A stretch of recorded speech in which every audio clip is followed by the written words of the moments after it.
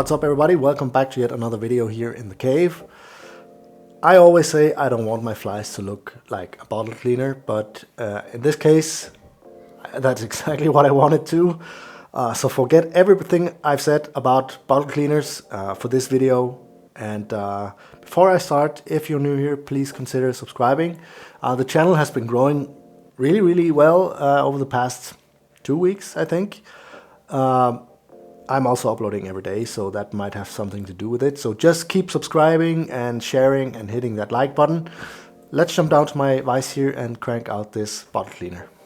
So the hook in my vise here is from Eric's Hooks. It is the NS156 in a size 8. A really great hook for this type of fly. I'm just realizing I need a hackle here for this one.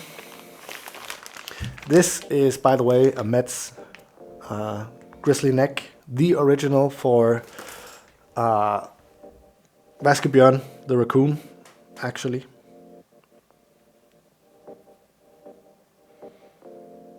I was lucky enough to find one. So that's just me plucking out a feather because I need that one. I had a few on my table here, but they are for the tail. So pluck out 2 of those. This fly is actually called the bottle cleaner, and it's kind of a mix between the Christmas tree fly and a Magnus, I guess.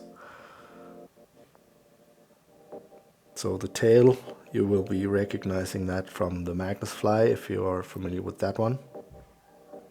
So feather tail.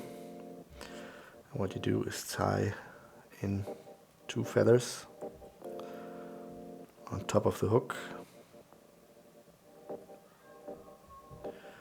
Just like this.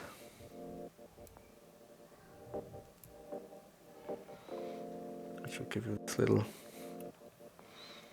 tail. Kind of like a fish tail, I guess. This here, just tie that in as well. That'll add a little bit of bulk to the body.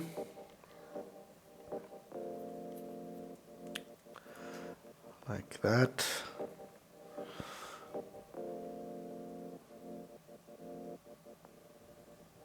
And sometimes this just doesn't want to do as I want it to, so you have to kind of twist things a little bit. It's always quite hard to get a feather to be exactly on top of the hook, but this is looking good now, so let's just leave it at that.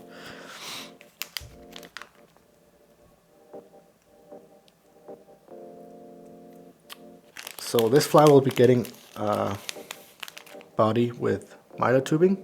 Just kind of slide it over like this. Before I do that, I kind of want to have an underbody. And I will be using some fluorescent pink dub for that, dubbing. And this is just to, if you remember the Christmas tree fly,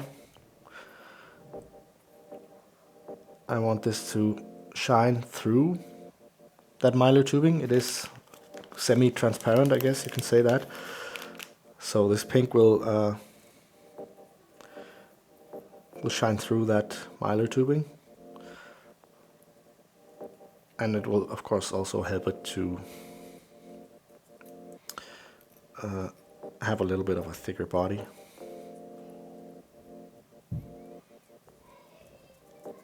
So that's that. Let's make a whip finish real quick, just to get the tying thread out of the way. And you can see here I stopped a few millimeters before the hook eye because I want some space up here for some extra turns of hackle and a whip finish. So always stop a little bit shorter on the hook shank, because you really want. I see some beginners struggle with the finishing knot. The rest looks super great, and then the finishing knot kind of slides over the hook eye. And a way to battle that is just stop 3 millimeters before the hook eye. It's okay. because then you have enough room for a knot. Mylar tubing, where did I put it? Here. So just slide that over.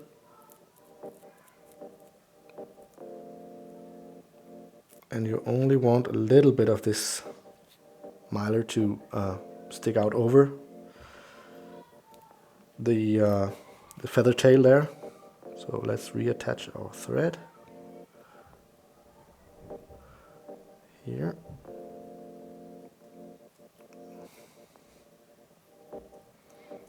Like so.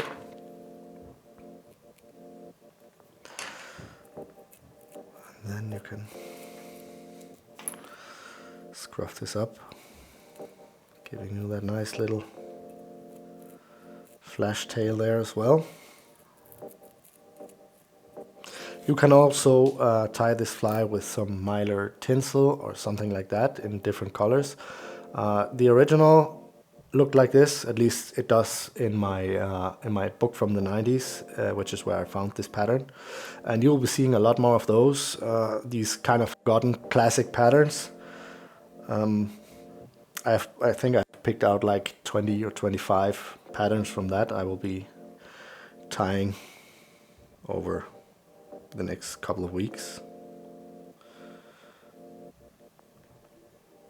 So let's tie in our hackle feather here, and what I like to do is just fold everything back and snip off the front, which gives you this little triangle you can easily catch with your tying thread. So catch that, make sure it's really nice and tight. Make a whip finish.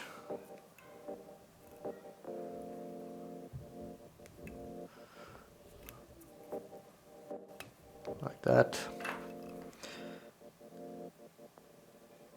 Cut off the thread just for extra durability. Give that knot back there a little bit of varnish. Then pull this a little bit and reattach your thread up in front here.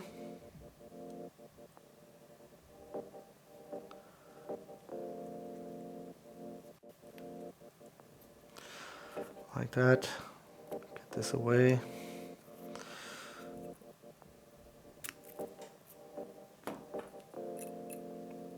And all this here, you want to cut that off as well. And that's why I said, whoa, what happened there? It might be easier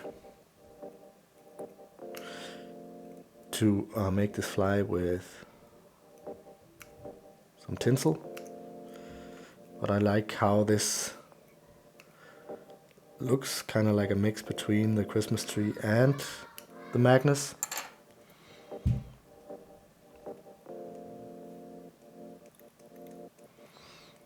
So tie that down there.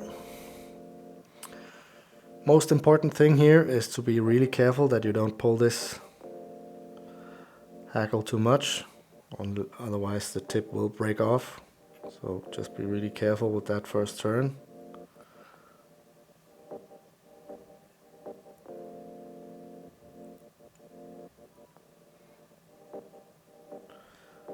There we go. And as you go up the hook shank here, the hackle stem will get thicker and not break that easily, so just keep that in mind. So open turns all the way up to the front there, and up here I want to make a few extra turns. Sorry.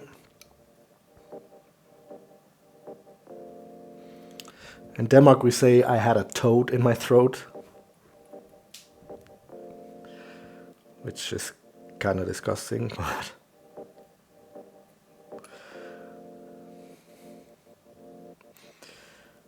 so catch that feather up in front here. Get a few turns in behind it, and of course in front of it.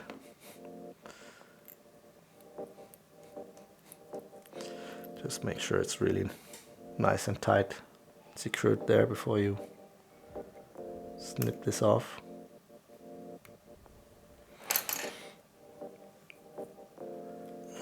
Let's have a look at it here from the front, and then you can kind of push this a little bit back with your fingers and then make a nice little head here.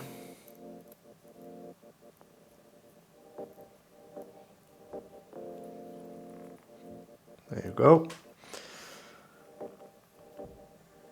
Let's make a whip finish.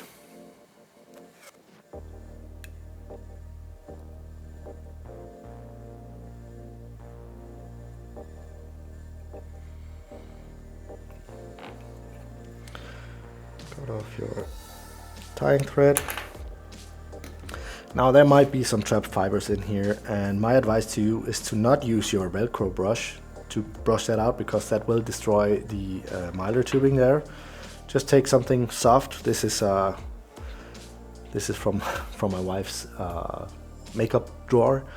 I guess it's for the eyes. Careful not to poke myself in the eye here, but it's just soft enough that it won't destroy that mylar tubing underneath, but it will brush out any trapped fibers there. So